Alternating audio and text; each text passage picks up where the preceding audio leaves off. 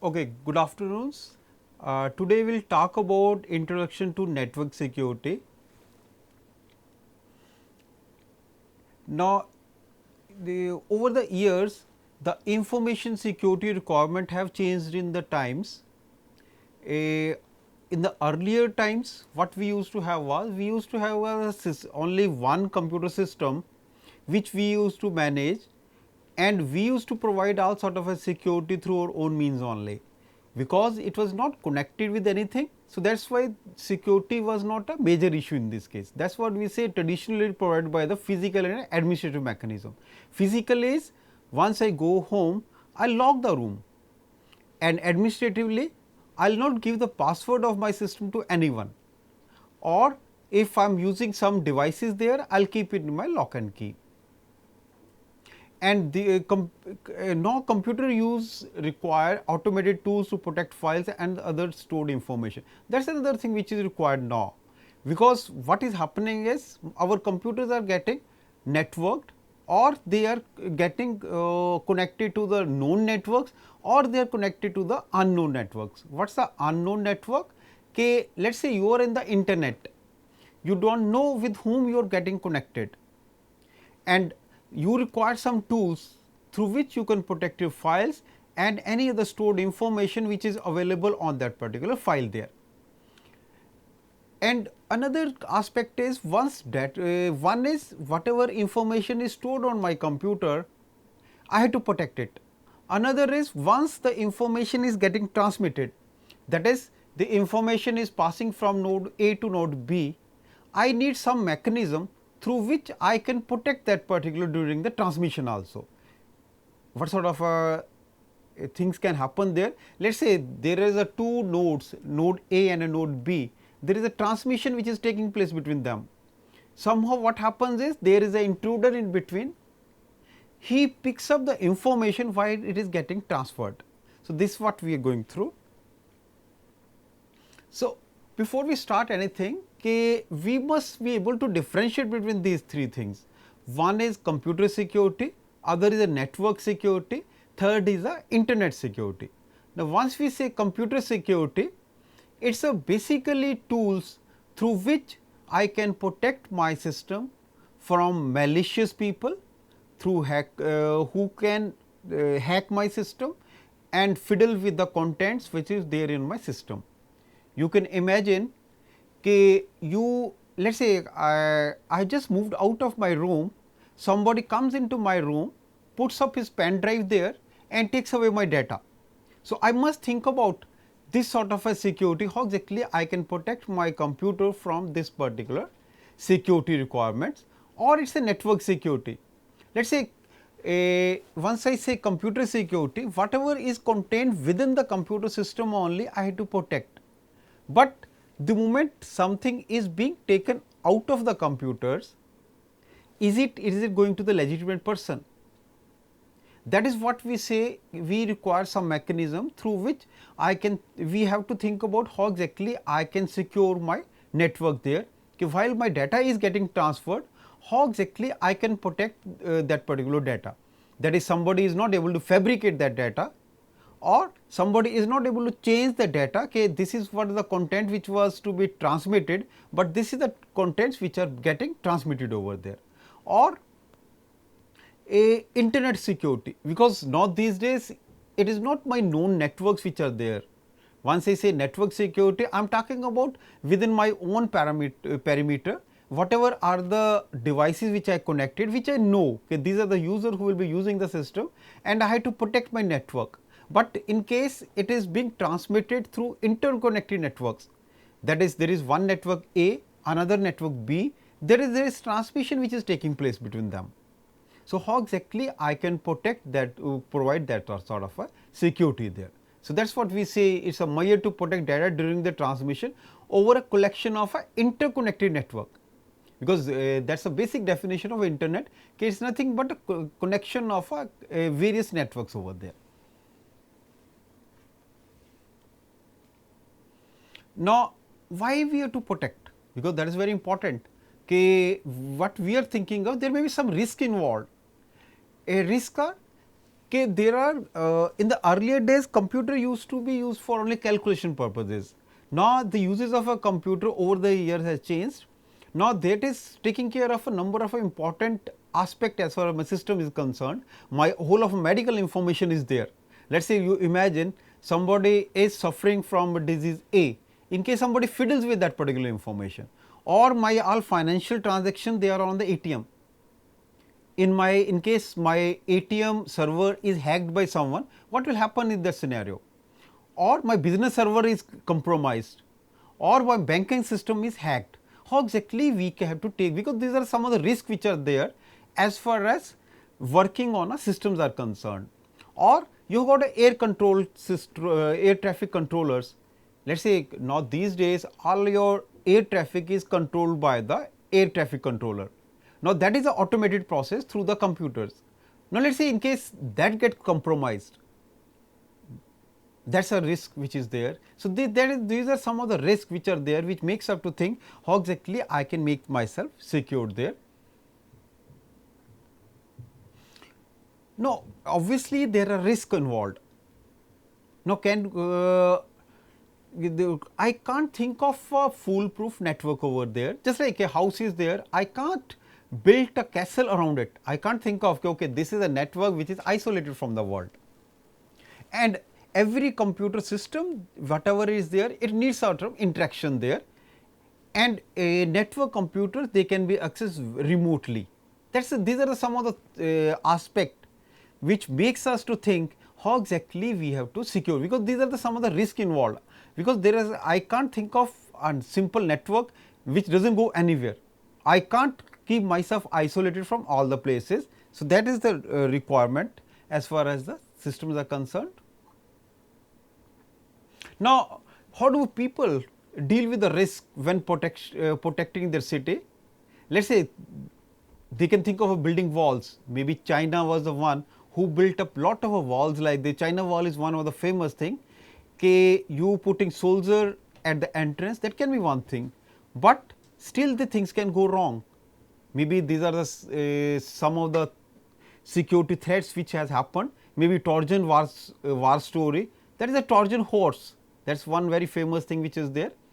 Now, or maybe you have got a network, there may be some employee who would have installed a wireless access point or a dial-in modem within the company's protected network. What will happen? He is not an authorized person to install a wireless access point within the network, but he has done it. Maybe this sort of attacks we call them as the backdrops. Or let us say you imagine you put up a soldier for protecting your borders, they are corrupted, maybe they are corrupted through some means. Maybe this is another aspect which we say is the social engineering. Or the soldier whom you have put up there, they are incompetent, they are not corrupt, but they are incompetent to handle all type of security requirements. Maybe that is a vulnerability, we say it is a vulnerability. Or let us say I make a walls around my network or a walls around my house, but they are not strong enough. Let us say you imagine a wall of only 3 feet near your home, anyone can jump over there. So, that is another vulnerability which is there. You got a wall to protect your home, but that is not strong enough to do it, or there are holes in the wall, again it is a vulnerability. You have got a very tall walls which are made, but you kept some holes in that, maybe that becomes a vulnerable for you. Or another is enemies can dig a tunnel under the wall, that is another vulnerability which can arise. So, these are some of the vulnerabilities which can arise. So, what we have got is any network we similarly, as I said about a house, similar to yours, there can be a network where this sort of a situation can be there, whereby your network itself get corrupted, some of your own people they leak up some of the username or passwords, or the protection mechanism which I built up for my system may not be strong enough, or there are certain holes in the software which I have got, or somebody is able to put up a software on my server which can again affect my network there. So, that is what in most of the networks security is due to some vulnerabilities which are existing in your network. That is what we say the most common attack is to exploit known operating system vulnerability. Let us say Windows that has got a certain vulnerabilities there. So, what happened? Okay, people start exploiting that. Then Windows came out with certain patches through which those sort of vulnerability was removed. So, this is what we say okay, for any security we have to think about different methods for defending your system. That is what we say network security also this is a journal. Okay, one is a prevention, other is detection, other is a recovery. Prevention is let us say I make it impossible for any attack to happen to my network, or in case there is an attack over there it is so hard that a attack cannot reach to my servers there, or if it is able to reach to some level maybe then through that I take care of that sort of attacks. So, this is what we say is the honeypots also. What we do is in case of a network what we do is we put a honeypot is where some thing which where a person can come and have something there. That is a honeypot just to attract someone. If I put up something there that is what we say is a honeypot. Just like in case of police these days this is most prominent mechanism they employ these days. They just put certain policemen in plain clothes and they act as a honeypots for finding out the criminals amongst the group of people there. So, that is what we say we either prevent it or detect it or deflect it. Prevention maybe it is also all the time it is not possible to prevent it, then you deter it. I make my system so hard even if somebody is able to attack then I will be able to deflect it or deter it. Deflect it in case I know these are the people who likely to attack me. In case I put up that sort of system there through which I can find out this is the attack which has happened to me. This is what we say is the prevention, and let us say prevention is not all the time possible. We go for the detection. What is detection? We keep on monitoring. I keep on monitoring, let us say I keep on monitoring my internet uses for a particular evening is let us say x bandwidth, x megabit of an internet bandwidth I am using at a particular time. Now, suddenly I realize at 2 at night my bandwidth uses becomes 80%, whereas in the earlier cases it was 20% or 10%, it is off time there. Then that sort of moderating should tell me okay, there is some intrusion which is happening into my system through which I have to control it. So, that is what we do, we keep on monitoring our users, just like this is the industrial policy these days. In case some user is to send a mail through the internet, that will be first monitored, scanned, and only then it will be sent. Why people are doing it? Because I do not want my information to go out, I must be able to scrutinize what is going out of my system, or I keep on monitoring who are the user who are logging at a particular time. And another is in intrusion detection, we say is the IDS, a mechanism through which I can detect what are the users, a legitimate user who are working on my system. In case they are not the legitimate user, I can detect these are not the ones. Now, these are the two preventive mechanisms which is there, we say is a prevent or detect, but all the time your prevention and detection may not work.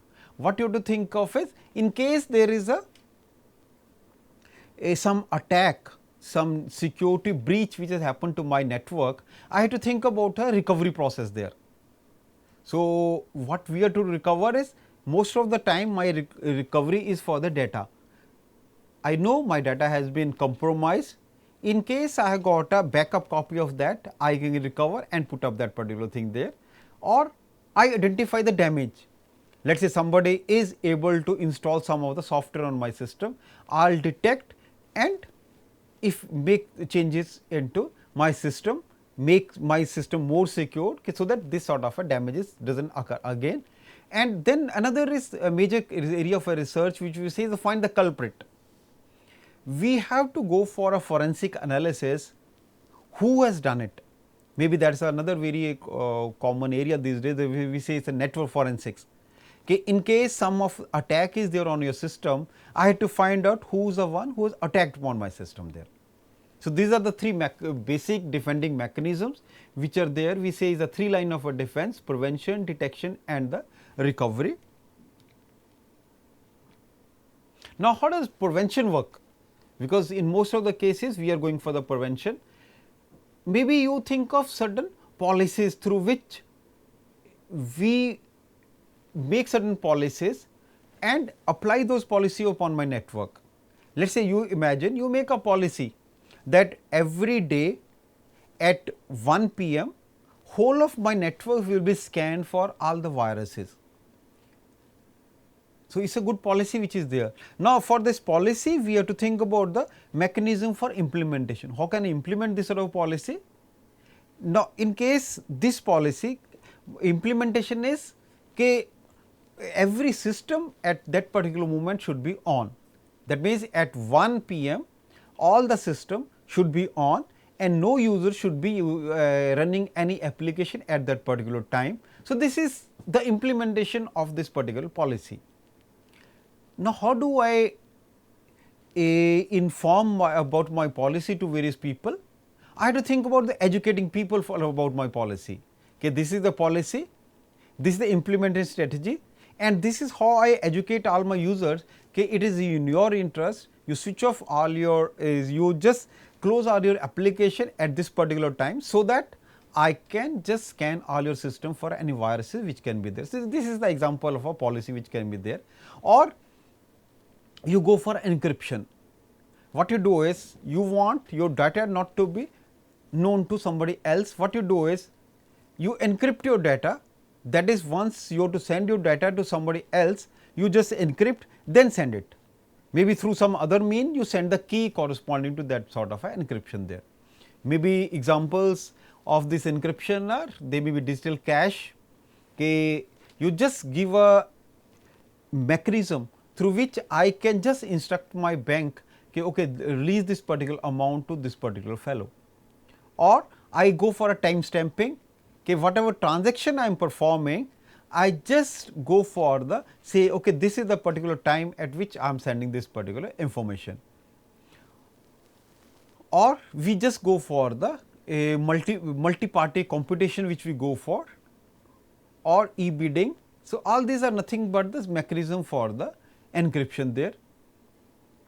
Or we just think of a controls, you will think of a hardware controls. What sort of a hardware controls? Maybe we will cover up this. Hardware control can be there as, I put up a firewall there, I put up some sort of a hardware mechanism through which I can control all these devices. Or I think of a software control, that is what we do is, we put up a software, a firewall software there through which I can control this sort of things.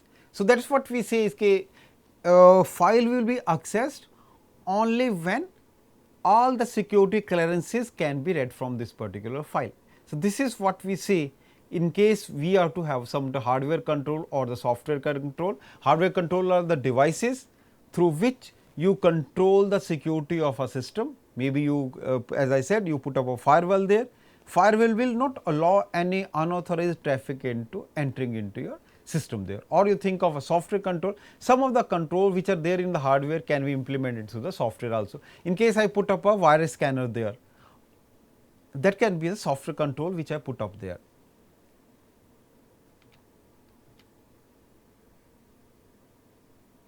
Now, in spite of the fact we say we are preventing, why the prevention cannot work correctly? Maybe I put up all control or protection, are we safe? That is a big question which has to be answered for any network administrator or network security fellow. Okay, are we safe? Why we say we are not safe? Because people, they keep on making mistakes. People are known for making mistakes, and the hacker or crackers are the one who exploit that sort of a mistakes there. Now, people at what level they make the mistakes while they are designing some software, designing certain hardware or implementing it or configuring these controls and protections. Maybe this is what we say, these are the vulnerabilities through which you lose your security as far as your systems are concerned. Or one is while you design, implement and configure, another is once you use. Let us say, how do you get corrupted? Maybe you got a CD or a pen drive where some viruses were there. You put up that particular virus enabled CD in your system and your system is also getting corrupted, or somebody installs a trapdoor into your system or somebody puts up a key installer on your system, okay, whatever keys you press that goes to him and you are the one, the loser there. And another thing is why we are not safe is malicious hackers are intelligent and motivated. That is one of the quality of the hackers, okay, they are the intelligent people, they are the technical savvy people and they are highly motivated people. Maybe they have got a motivation to destroy some community, destroy some systems. So, they can all find all means to bypass, defeat or fool the systems. Okay, what they can do is, okay, whatever is the system which we have got that can be bypassed. Let us say I put up a security, I put up a firewall, they bypass this particular firewall. I put up a server there, they make a proxy server through which they can bypass it or they can fool the system, just like they put up a system. How they can fool up a system? They make a proxy there to your server and through that proxy they access the things. And there is a, that is what we see, there is always a race between good guys and the bad guys. Sometimes the good guys win, that means I am able to secure my system, some bad guys win and they are able to crack to my system there. Now, how do we achieve protection and prevention? Okay, there are certain good principles which are involved there. One is least privileges. What we mean by privileges is, let us say I got a system user which is there, I define some system administrator. Let us say in case I define 10 system administrators, everyone will get a password. So, everyone is able to fiddle with your system. So, can I think of only one system administrator who will having the system passwords there? So, that is what we say is the least privileges which we define for the system, or we write the good codes. That is another quality which we have to think of. Can I think of some good codes through which my code which I software which I written, that is a secured code which I written, and once I write some software, once I go design certain network, I go for is security testing. I test whether whatever network has been designed, it is secured or not. Because usually in case I ask a system administrator or the fellow who is running that particular system, is your system secure? He says yes, it is very secured. But that is not what we mean by security. Is it authenticated by somebody third party there? So, that is what we say the security testing which is important there. And another aspect is integrate security from the beginning rather than is treated as an add-on feature. Let us say this is what is happening to most of our networks. Okay, in case I am designing my network, I do not think of a security in the beginning. What do I do is, I think of the security once whole of the system has been designed, then I try to find out, okay, this is a place where my system can go bad or this is a place where my system can go bad. I try to build up according to that only and understand the risk in your, then another is understanding the risk in your environment. Maybe I am from an educational institute, I got a network there. Let us say what is that network containing? It is just containing the source code written by few students. Let us, what is the risk involved there? Risk is, in case my system goes bad, the student will lose their code. But is that particular risk enough so that I have to install certain security, strong security there? Maybe not, because let us say my risk is in case student loses their 100 line program, they can type it again. But now you imagine a bank is there whose all transactions are there on the server, Now, can I think of the same sort of a strategy which I would have built for the educational network to similar to a financial network? No, I can't think of, because in credibility of financial network should be much higher as compared to the educational network which is there. So, that is what we have to think of, what sort of risk are there in environment for which you are to provide the security there.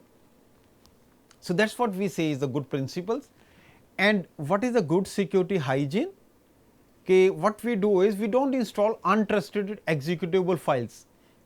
I think you might have observed that while you are on a network, every time you get a message, okay, in case you install some software for protecting your software, you receive a message, this is a untrusted executable which is getting downloaded from the network.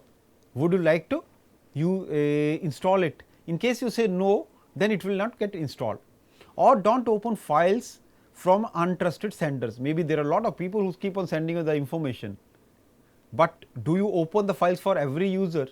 In case you can avoid this, that can help you in securing a system.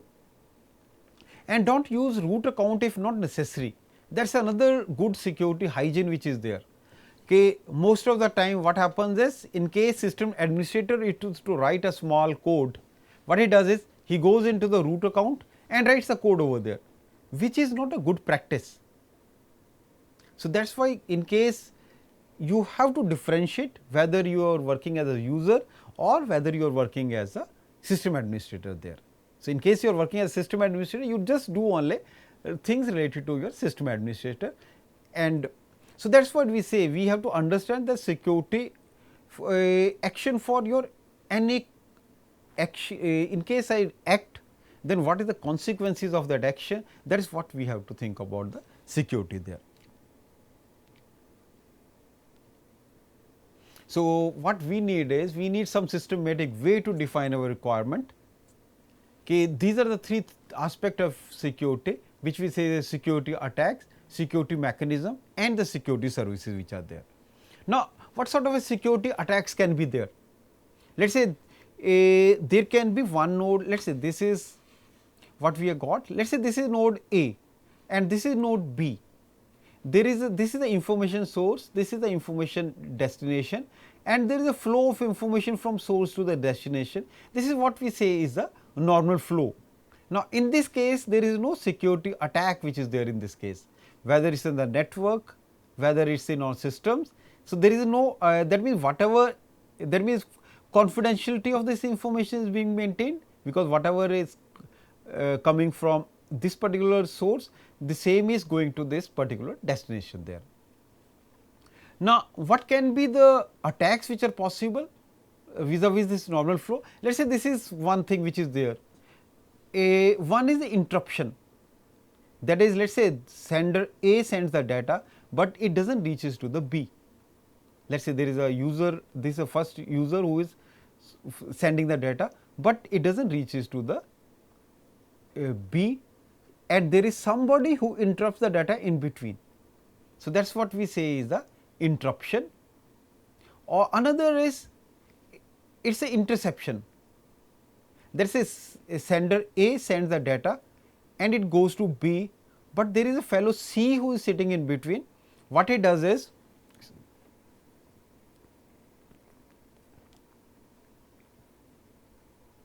let us say while the data is being sent, there is a intermediary who is sitting in between the network. He copies the contents which is going from this particular user A to B over here. So, neither user A knows nor user B knows. A does not know the content which is sending is also going to somebody unauthorized, and B also does not understand the content which is coming to him has gone to somebody else also.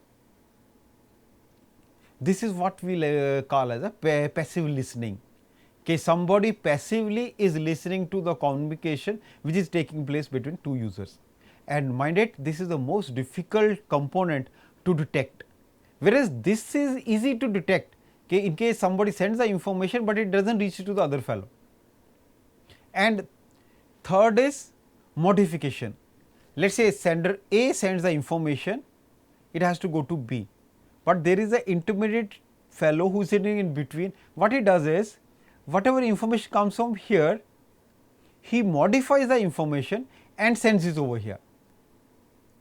So, that is what we say, that is another type of attack, security attack, कि the information has been modified to the advantage of the person C who is over here. Maybe A doesn't, A